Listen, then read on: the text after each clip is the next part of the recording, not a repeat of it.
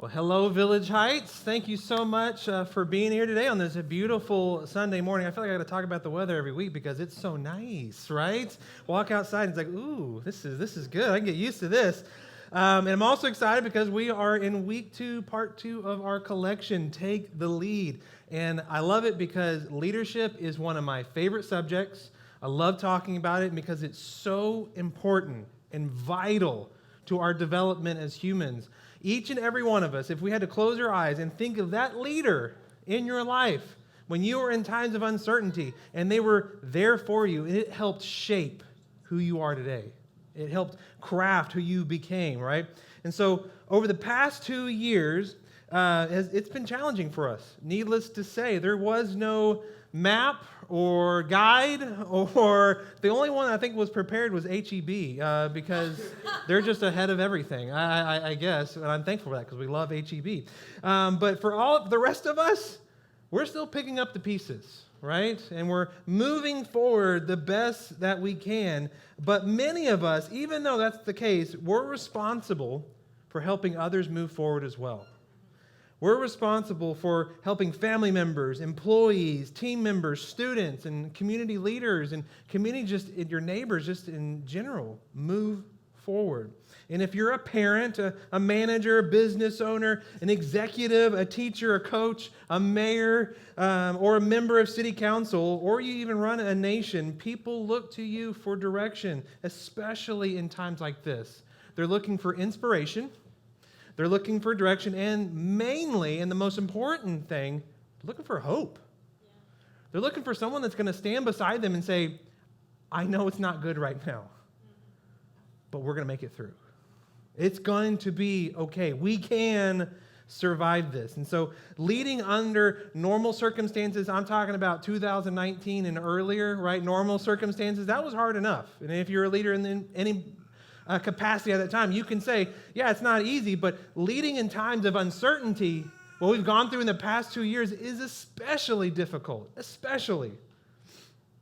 But leading folks through these things is necessary, and it's not for the faint of heart because of the difficulty. And so people are looking to us for leadership and have no idea just how unprepared we are. They have no idea just how unqualified or unconfident we are in what to go, because we don't know. This is all kind of new to us. We're just kind of trying things, and this is uncharted waters, and we're just kind of moving forward the best we can. And so we don't have all the answers. We don't always know what to do. We're making it up as we're going. I mean, at least that's for me. You might be an expert in leadership. I don't know, in life. You might be HEB. Who knows? And you know how to move forward beyond this. But people, even though that might be the case, people are still looking to us. Uncertainty makes leadership uncertain. That's what makes us feel like we're underqualified, we're underprepared, because it's all uncertain. But uncertainty is a permanent part of life.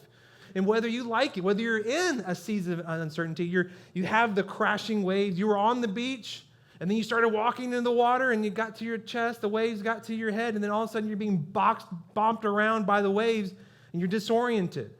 That's not you right now. It will be you because it is a part of life. So because it's a permanent part of life, it needs to be a part of the leadership equation. So uncertainty is why the world needs leaders. It's why your family needs you. It's why your company needs you. And ultimately, it's why your city and your neighbors need you. You might not realize it, but it is completely true. So we're discussing 3 aspects of leading in turbulent uncertainty. And these are always important. These are aspects that are always important, but especially in times of uncertainty. So if you're leading somebody, if you're a teacher, you're doing it right now with all the students that are new to your class, right? They're all in this, and they might not admit it because it's not cool to admit this kind of thing, but they're struggling. They're trying to figure out where do they land? Who are they going to be their friends? And just a new company, if you have someone that's new to your job, or if you're new to a job, you're experiencing this.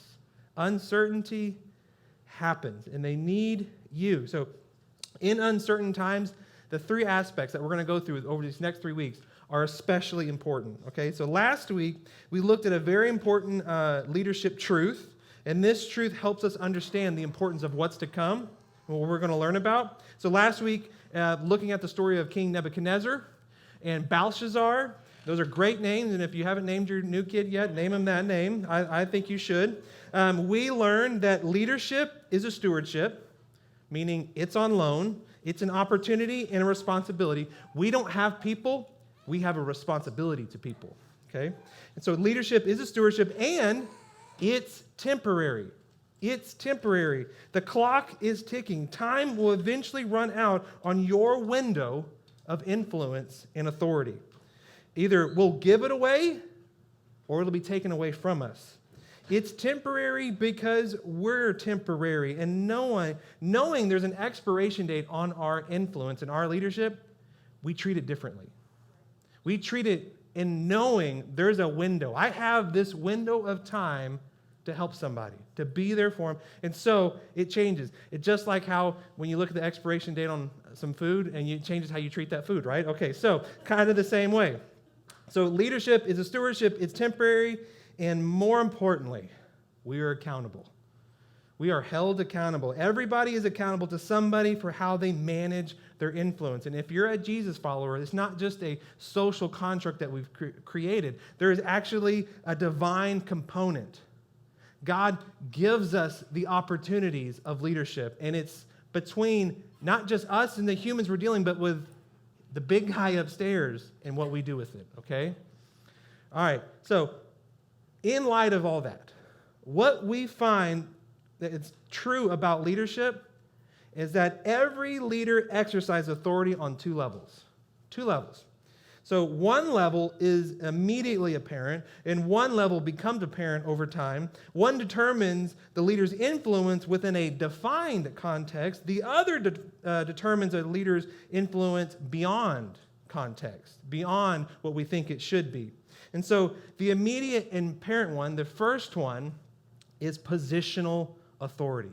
Positional authority. No matter who you are, you have people in your life that are positionally in authority over you, okay? So if it's a father, a mother, a manager, an owner of a business, an executive, a police officer, you better believe when you see those lights, whoop, whoop, whoop, you better stop, okay? That's positional authority right there. A teacher or a coach, they have positional authority. And we pay attention to what these folks have to say because they're in this position or role. That means that because they have this title, and because they hold this position, that means they've gone through whatever society has asked them to do to come to the point where they say, we trust you. You are in this position because you've earned it, and so we have to pay attention to what you say. You are in charge. Okay, so the second level of authority has nothing to do with position. Nothing, but everything to do with influence. The people who have the most influence in our lives often have little or perhaps no authority in our life in the traditional sense. It's something about their lives that gives them influence in ours. They have authority that extends beyond a title or a time frame. They would have what we call a moral authority. They have a moral authority. They have this authority because there's alignment between what they say and do and what they expect of themselves and us. More authority is the credibility that they've earned by walking their talk, by walking up, actually doing what they say. It's an alignment between who they claim to be and who they actually are. So moral authority equals influence. It's those people in our life that they influence, and there's not really something about them that they have positional over us, but we still listen to what they say. We still follow what they say, and it has a lot to do with what they do and say. When there's a difference between what someone says and what they do, what they expect of us and what they expect of themselves, what happens? Meaning, if they don't walk their talk, we lose respect for them, right? Pretty quickly, a lot of the time. And consequently, they lose our respect and they lose their influence on our life. And we are more easily influenced by the people we respect. So moral authority creates respect, and it makes a person respectable. It's what makes you respectable.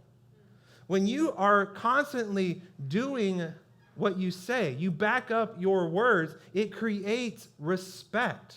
And that's why companies will respect you more, and you'll graduate up higher into the business because they trust you more, right? And it kind of goes on and on and on from there.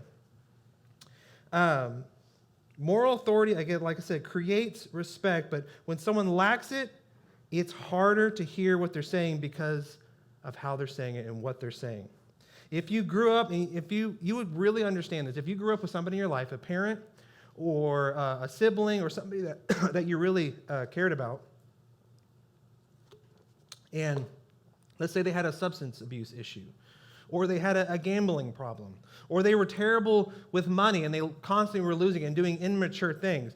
When they began to try to tell you how to live your life, did you listen? You shouldn't have if that was the case, but you lose respect for them, and so you don't listen. They no longer have a moral authority in your life. It's hard to take their advice or their discipline seriously, and not because of what they said, but because of the decisions that they've made. We see this prevalent, very prevalent in politics, right? And we would think, just because logically, like, well, it's because of nowadays, everybody's doing all these things. No, truth be told, and I hate to burst some of your bubbles about our early, fathers that created America. Not all of them were great people, okay?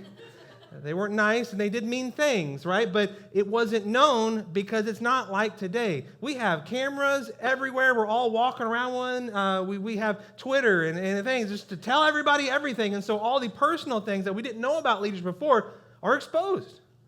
And they're out there, right? And so they say these things, and they might achieve something great, but it's hard to respect them because you know what they do in their personal life. It affects things. It affects their moral authority on us. We don't realize just how important that is. As a leader myself and growing up in ministry, I always if I'm under a leader, I look for opportunities to, flesh out, are they really the leader that they say they are? And sporting events are the greatest ways to do that, okay? So I don't know what it is about church and softball, but they just work together great. And so when I was younger, as a youth pastor, I would work for, they'd be over me, my boss pastor, I guess, and they would be in leadership. And we would join church leagues. The church team, the church league, you think everything's above reproach and everybody loves each other. Wrong.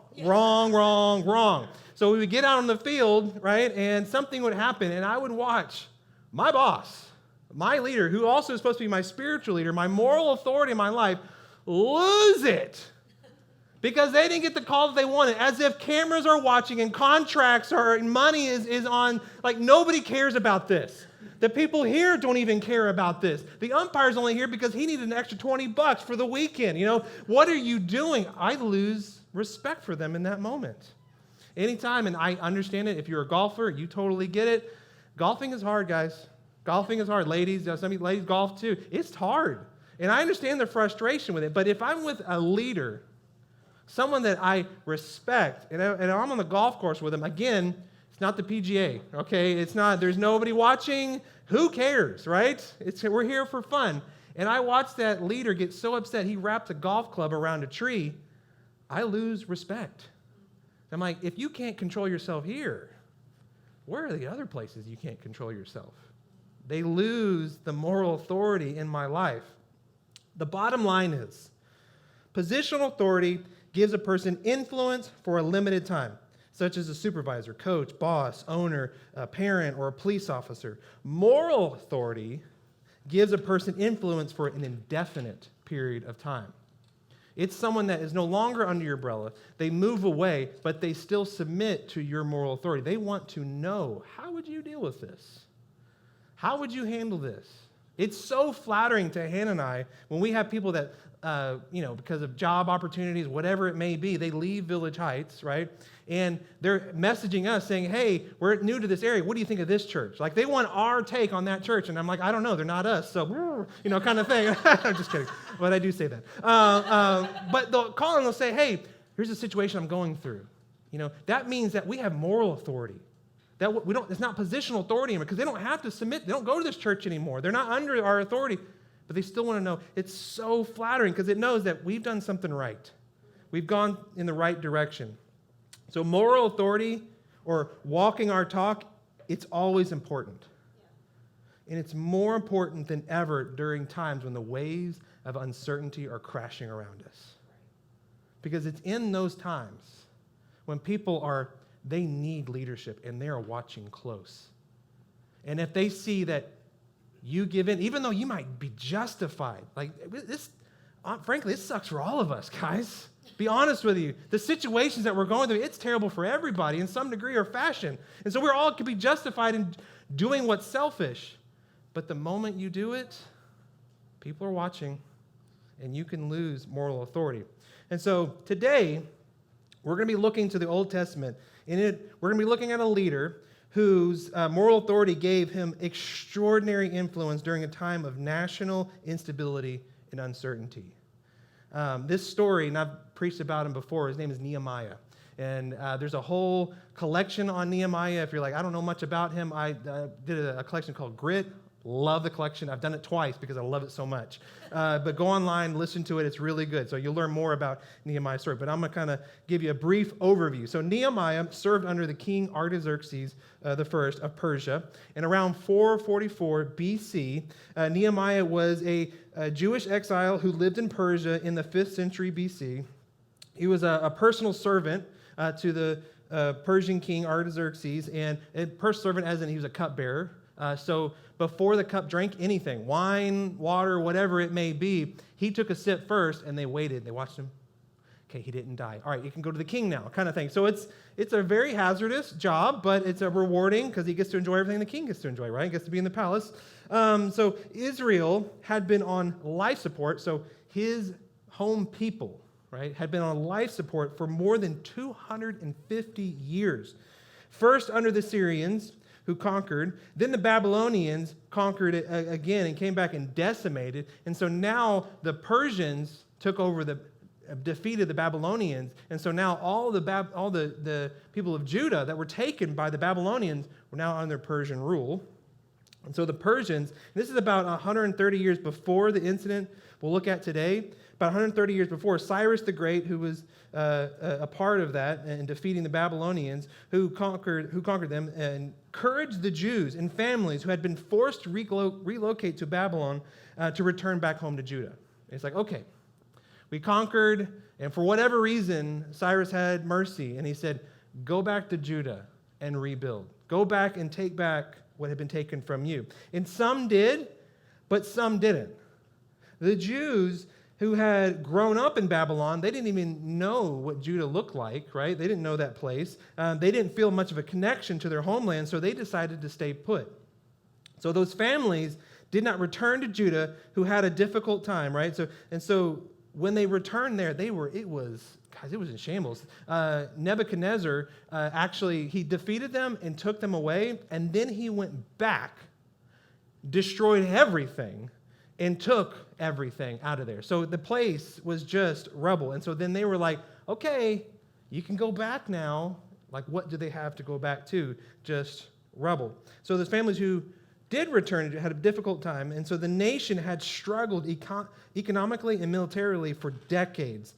The walls around Jerusalem had not been repaired since Nebuchadnezzar invaded the city more than 100 years earlier. The Israel's neighbors did everything in their power to stop Israel from being a superpower again. So Israel is very powerful in its heyday, right? And so in this time, how you keep in power is you keep everybody out of power, right? And so when they all returned, all the neighboring kings and towns and cities were like, we can't let them get back on their feet because they're going to become a superpower again. So they did everything they could to stop that from happening. And so like I said, if you're familiar with Nehemiah's story, you remember, while he was working for the king, he heard messages of his homeland, and his heart was broken. Broken. And he knew that he had to do something about it. He was broken for the plight of his people. And so, like I said, if you want to hear more about that, go back and listen to the Grit Collection. But he began to pray for an opportunity for people to help his country, and eventually, the opportunity was presented for him. He felt that pressure to do something about it. And so he actually presented the opportunity to his boss, King Artaxerxes, which was risky because in this time, kings were paranoid. If your cupbearer all of a sudden say, I need to get out of here and I can't cupbearer for you anymore, they're like, who's going to poison me? You know it. You don't want to die, but you're okay with me dying. So there is this paranoia there. So this is risky business for him. And so he asked the king, and the king actually gave him permission to travel to Judah to restore his economy in Jerusalem. But the king not only granted his request, but he funded it. He funded it. So let me just give you a clear picture of what that would be like today. It would be like if you're at a company that was successful and you're like directly under the boss and the boss loved you, you loved the boss, it's all working out great. Then all of a sudden your heart broke for a company that you used to work at, now is in shambles. And you go to your boss and you say, hey, I feel my heart's broken, but can I go back over there and try to rebuild this company? And the boss is like, yeah, and it's like a competing company. And the boss is like, oh, yeah, I give you favor that. I want you that. Not only do I let you go and do that, I'm going to fund it. That doesn't happen, okay? It never will. If it does happen, tell me. I want to meet that boss. I want to get to know who that is and why they're so generous. So he presented it, they funded it, and he even gave Nehemiah official title as governor of Judah. He had the power to do that over Judah. So Nehemiah is known best for how quickly he was able to rebuild the wall around the city. He gained a great measure of moral authority in the process by working on the wall himself.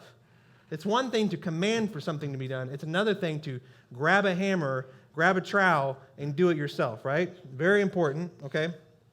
Very important thing to note there.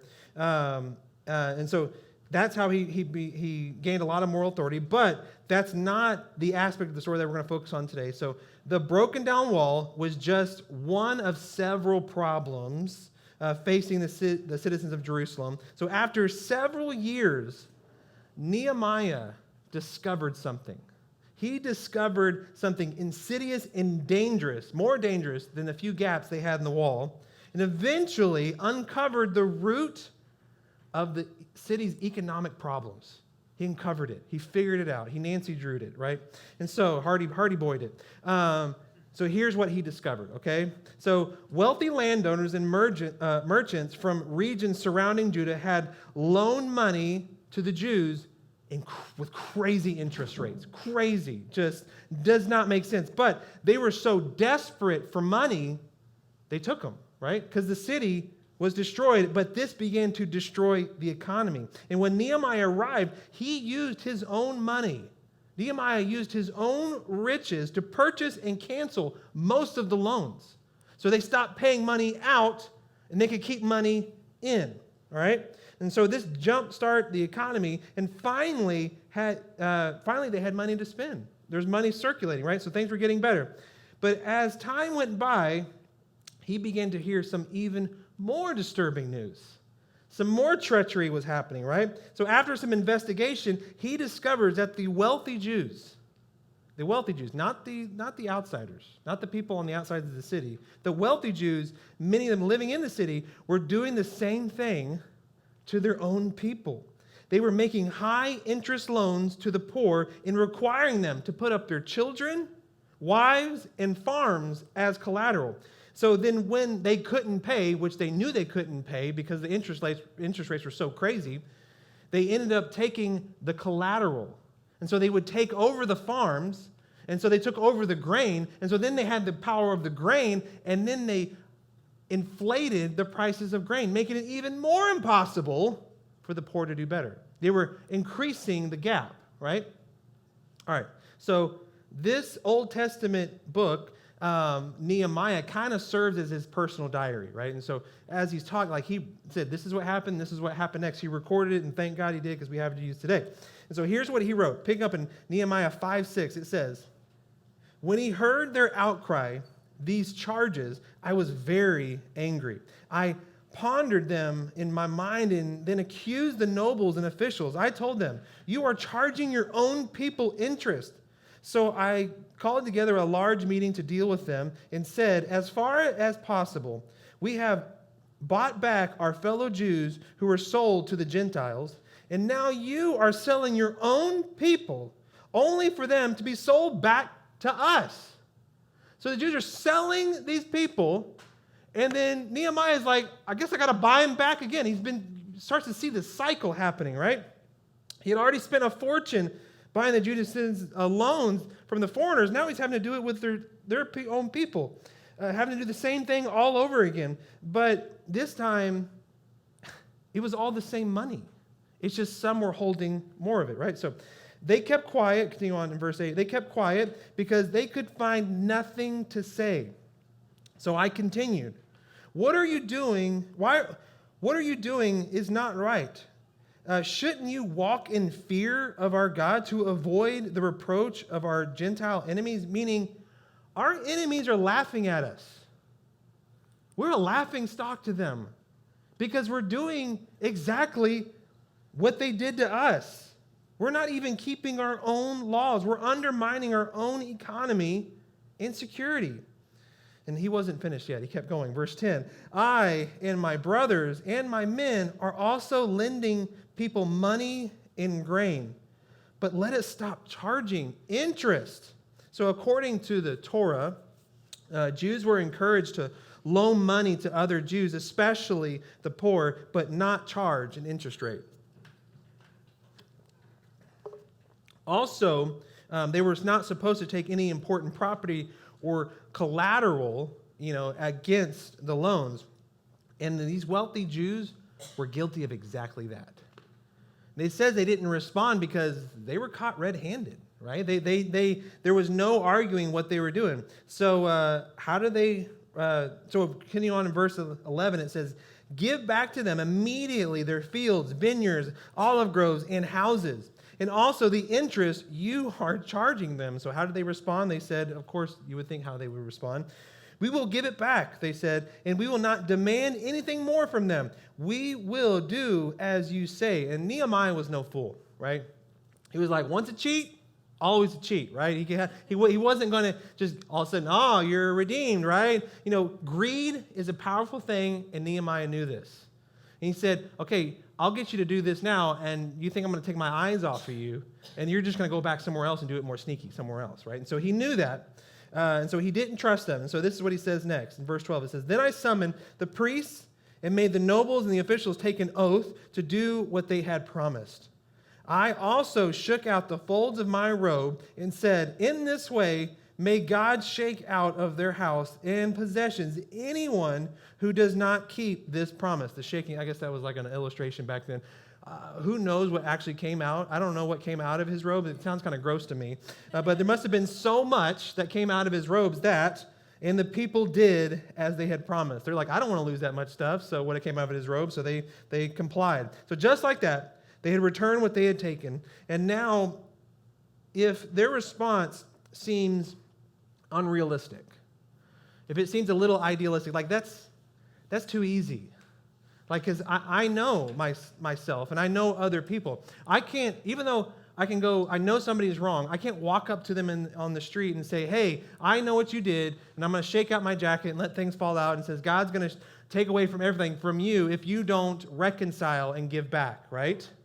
They'll look at me like I'm crazy. It's like, what are you talking about? Chase, Wells Fargo, they got my back. I'm not worried about you. That's what they would say, how they would feel. So, why did this happen? How was he able to achieve this, right? And so the reason Nehemiah's words carried so much weight was the way that he conducted himself 12 years before this happened. 12 years before this happened, he had been in Jerusalem. His reputation preceded him. He was in stark contrast to all the previous governors before him. Remember, he was appointed as governor. And here's the reason why his words carried so much weight. It says in verse 14, moreover, from the 20th year of King Artaxerxes, when I was appointed to be their governor in the land of Judah, until this 32nd year, meaning 12 years, neither I nor my brothers ate the food allotted to the governor. As the governor, Nehemiah had the legal right to collect taxes from the people, not for the city, but for his own pay, for his own salary. He had the legal right to do that. And he was also guaranteed a free allotment of food from the farms, meaning that he could take as much money as he wanted for himself from the people, their money that they worked for, and he could come along and take all the food that he wanted as well, okay? But in 12 years as governor, he never exercised those rights. Never did. And he paid out of his pocket for everything. Continue on verse 15, it says, "But the early governors, those preceding me," meaning all the people that came before him, "placed a heavy burden on the people and took 40 shekels of silver from them, in addition to food and wine. Their assistants also lorded it over the people." The previous governors abused their authority, abused it so bad that their assistants, who were not granted this power, were taking advantage of this power, and the governor was protecting them. And they were living as if they were the governor as well. So you can imagine the insidiousness of it, how people would just feel dejected and they feel hopeless. And so it would have made more sense for Nehemiah to come along and be just like them, because that's all they knew, right? It would have made sense. Continue on. And then the wealthy citizens were taking the cues from the previous governors. So now the wealthy citizens were acting like the previous governors. So, and it says in verse 15, "But out of our reverence of God, I did not act like that. Instead, I devoted myself to the work on this wall. All my men were assembled there for the work. We did not acquire any land." In this time, property ownership was power. Not much has changed. That's kind of the same thing today. Property ownership is power. The more you have, the more powerful you are. And he didn't even go there. He didn't enrich himself at the benefit and at the expense of others, right? So he did what he said he came to do. Not build his own wealth, not to just take care of himself, but to rebuild a wall and rebuild Judah. That's what he said he was going to do, and he did exactly that. And jumping down halfway through verse 18, just to put the nail in the coffin, he said, "I never demanded the food allotted to the governor because the demands were heavy on these people." 12 years of walking his talk. 12 years of that. That put weight to his words. 12 years of expecting of himself what he expected of others. Gave him influence he would not have otherwise. The life he had lived, the decisions he made, his genuine concern for the people, his lifestyle and lack of entitlement, all of it shamed the nobles of that time into submission. Guys, that's a leader worth following right there. That's the kind of leader you want. That's good leadership. That's who we want to follow, and that's the leader that we should want to become. That our actions speak louder than our words, and that we don't have to say a lot of words because they already know what we're about, and we've proved that. So it goes back always to moral authority, and it's a tricky thing. And it takes years to acquire, but it only takes, and this is a very important part of this, it only takes a moment of an unguarded moment to lose it all.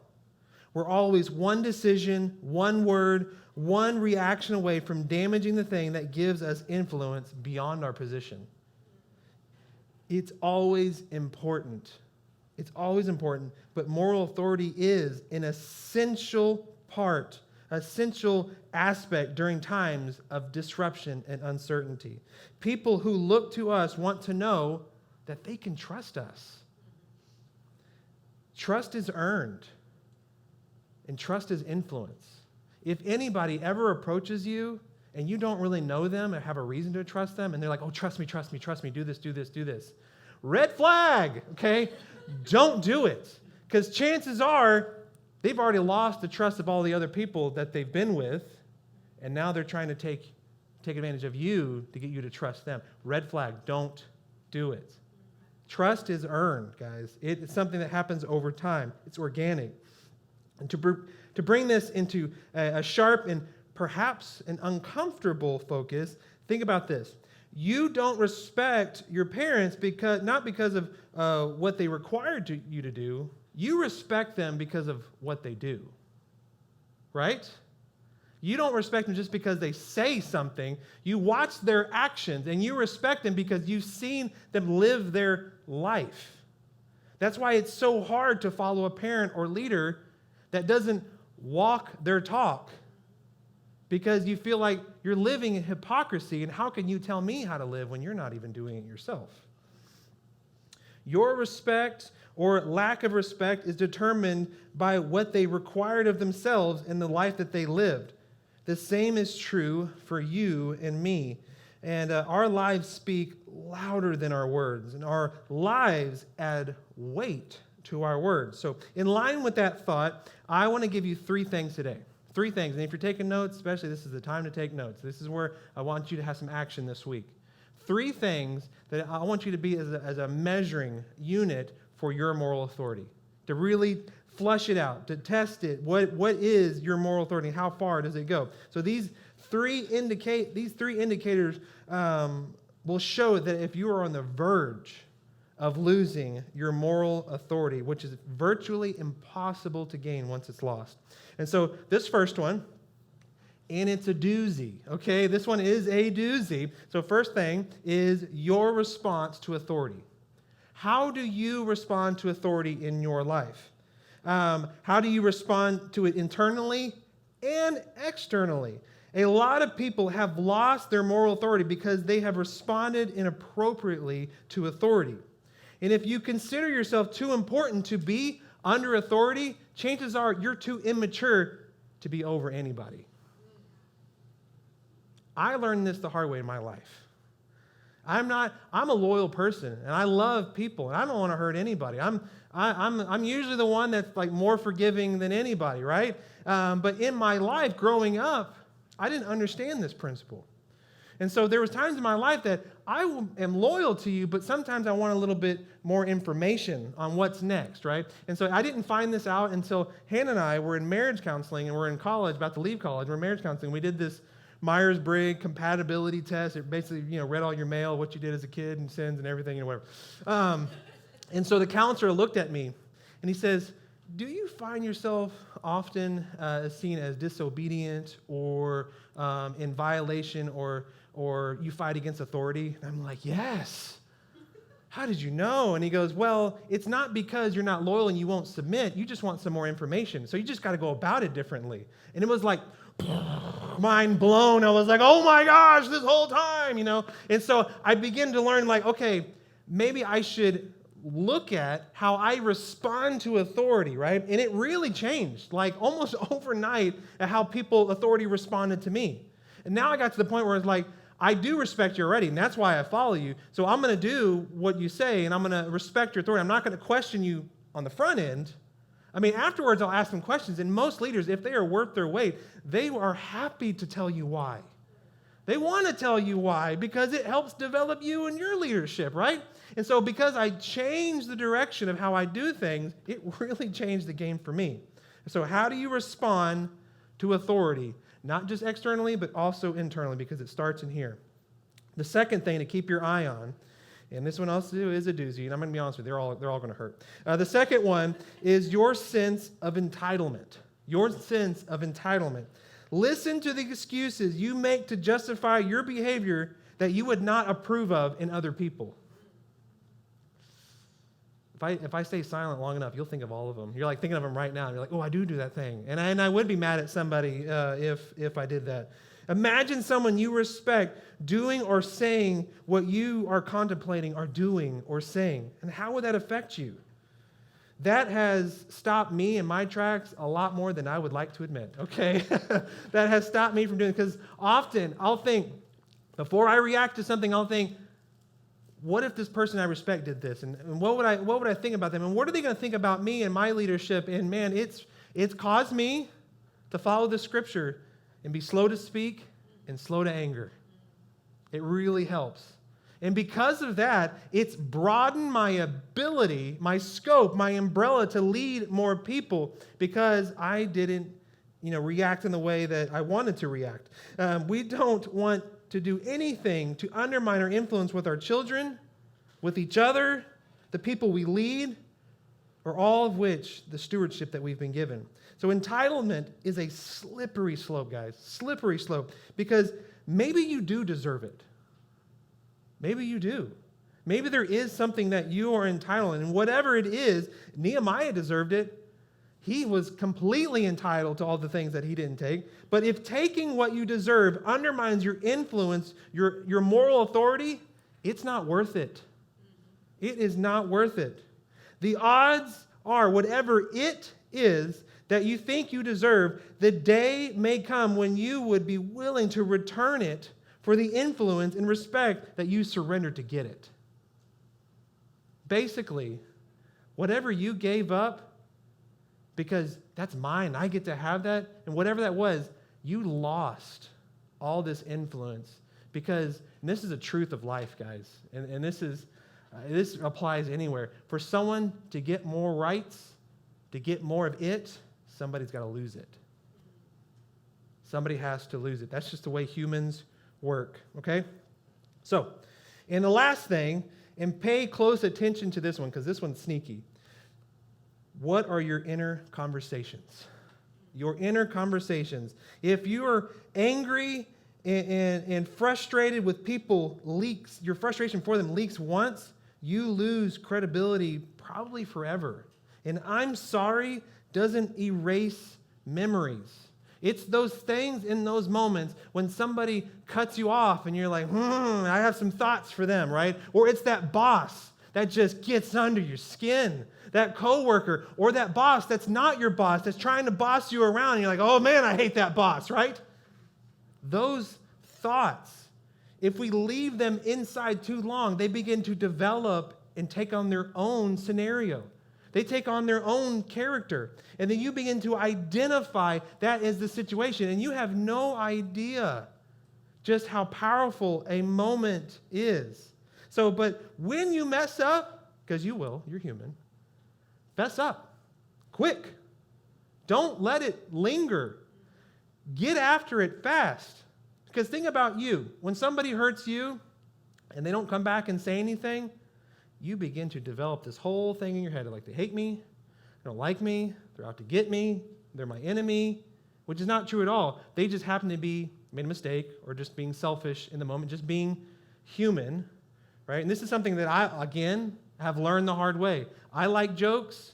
I find a lot of pride in it. When people laugh at me, it makes me feel good, okay? And so there's been jobs that I've had where we're around the lunch table, and I've made joke at somebody else's expense, and I probably went too far, and it happens a lot. My wife can attain to that. I went too far, and everybody else is enjoying it but that person.